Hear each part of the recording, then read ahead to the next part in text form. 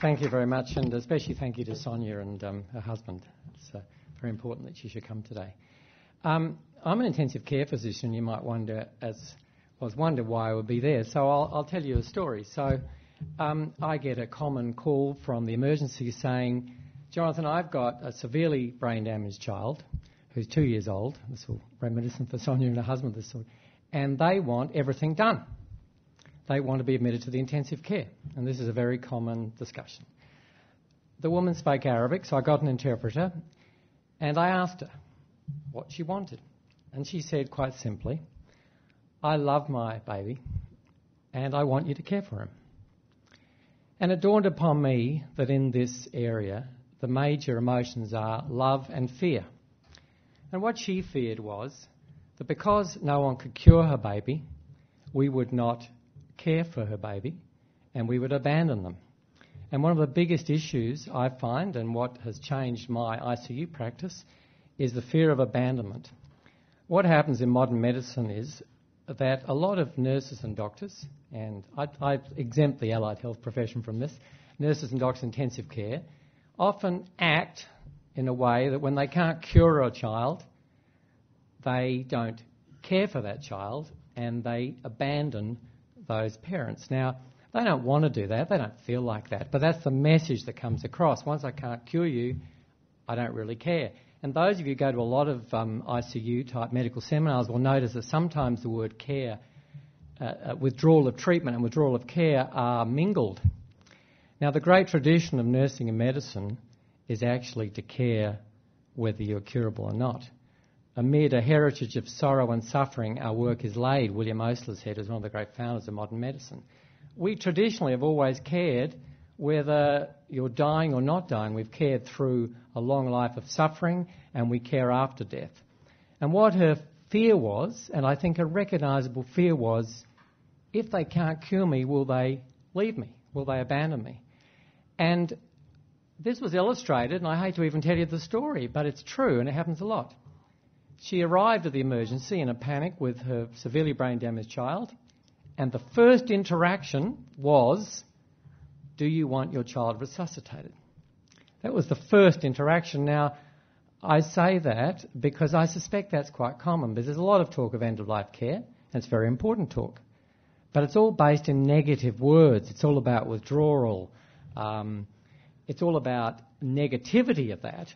Whereas what she wanted was, good to see you. Can I look after you? Can I care for you? She didn't want a heart transplant. She didn't want unnecessary technology. She, in fact, wanted, as brought up already, as Mark Bartlett brought up, she wanted care with dignity.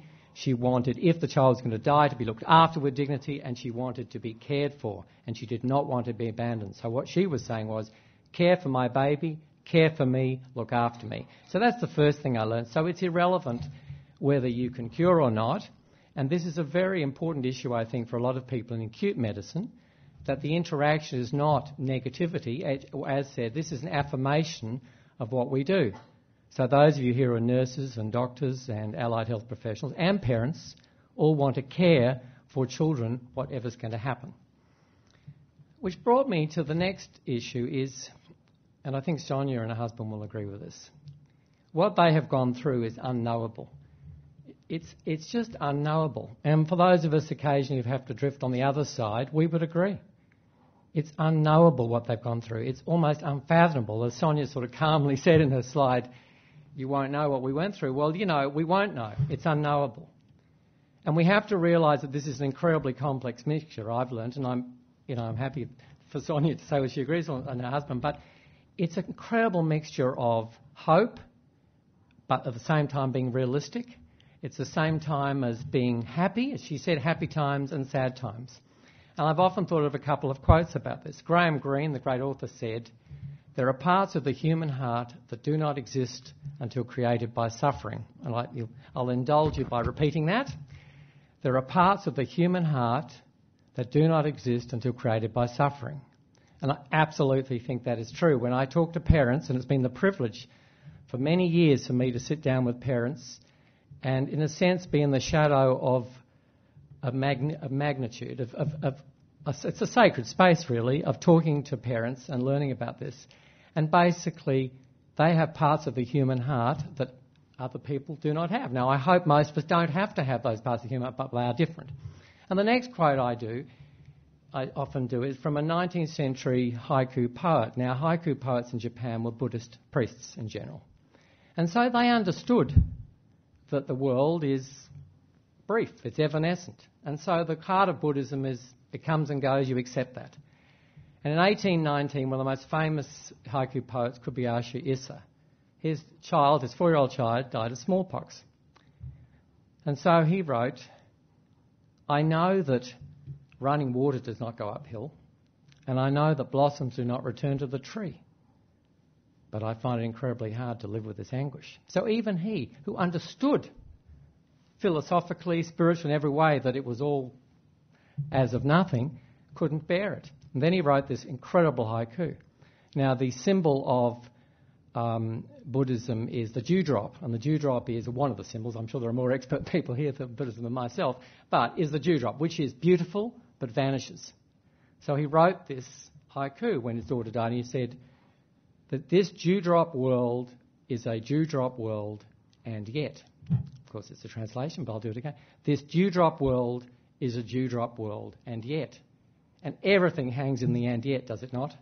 So even though you know your child is dying, even though you know that your child has this incredibly rare disease where they die, it's and yet.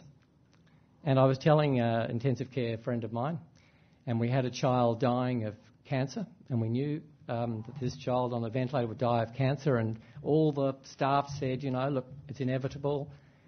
And we were doing all the equipment, and he turned to me, and just across this ward round he said, and yet. Because it is and yet. It's all about that. It's never as straightforward as acceptance, it's going to happen. And so we have to understand that parents are in that mode. And that's brought me to the next. My final thing is love. So I have to credit a well-known nursing research colleague of mine in Montreal. She and I were sitting at a conference, and I actually learnt something at an international conference. We listened to a mother like Sonia, and she was talking about her experience of her child dying in ICU. And it became apparent to me there was something really obvious here. It was that she loved her child. Now you'd say, well, that's pretty hokey, and it is hokey. But I searched the whole paediatric intensive care literature in the world, and there was no mention of parental love. And that is the driving force. That's what it's all about. And this woman, this Arabic-speaking woman, said, I love my child. And what people don't understand, and Sonia and her husband can, I'm sure, relate to this, is it's irrelevant whether the child has pontine cerebellar hyperplasia type 2 or type 1 for that matter. The point is you love your child, and that's what drives you. And so love is not rational, and I mean that in a positive sense. It's not rational. It is full of hope and joy and sadness. And when you're talking to parents as a professional, you have to understand that this is not a rational space. This is about parental love. Now, this is incredibly hokey, and those of you not doctors will just die that this works. But ever since I've realised that, I've actually said to parents in these situations, I know you love your child. And that's like a bolt from the blue every time. Because it's acknowledging there's something here that I don't have. That you have love for this child and you're driving it, and therefore I understand why you want all this equipment or you want this or that. I understand that. And love can never be taken away. Most parents in Journeys will say to you in that book that their biggest thing is loss of control, lack of power. But one thing that can never be taken from parents is their love for their child. That's what drives them. And it's not whether they're not necessarily brave, but they love their child and they want the best for their child. And that might mean quality of life to death. It might mean a quality of death. Now, a good example of this is, and my last point is, one thing that Journeys is excellent about is it says there's no right answer. And well-meaning professionals like myself always think we have the right answer. So I like to tell stories. In the ICU, now we can do anything in the intensive care. Some of you don't know this.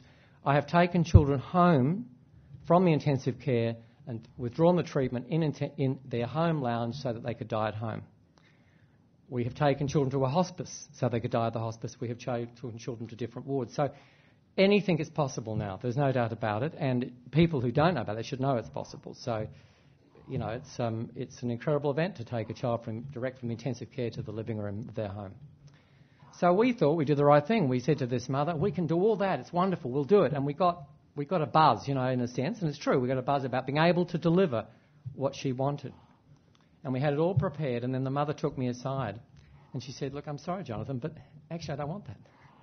She said, I want my child to die in the ICU. You don't understand. If my child dies in the ICU, then you can worry about the pain, you can worry about all the symptoms. I can do what I want to do, and that's hold my child and say goodbye. And I suddenly realised that with all the goodwill in the world, we missed the point. We hadn't followed parental love. And that's a very important message for me, and I think for other people, is that parents, all the studies show is that parents want to have some control. They want to be guided. They want experts to guide them. They don't want to hand over. They don't want you to say, do what you want. They want you to guide as an expert, but they want to contribute to that. And basically, she said, this is what I want. I don't want you to make me feel guilty that I want this. This is what I want. And we delivered that, and that was the best answer. So that's a very important. And I see that as guiding by parental love, that you have to say, you have to realise it's the main emotion and be guided by it. So I think when I read the Journeys document, I was happily surprised. I was stunningly surprised that basically it said that, because I think Sonia and her husband glimpsed to this. It's a very lonely business. It's very lonely out there. It's lonely to be suffering. There's a wonderful quote there about how some parents thought, can we ever get through this? And I think it's a very lonely time for them. And what Journeys does is say, you're not completely alone. We can't totally be with you, but there are ways of guiding you through this, and we'll help you through it. So in the end, I thought it was an incredibly affirmative book and will be great help. So look, thank you for inviting me to talk, and I thank Sonia and her husband for sharing that with us.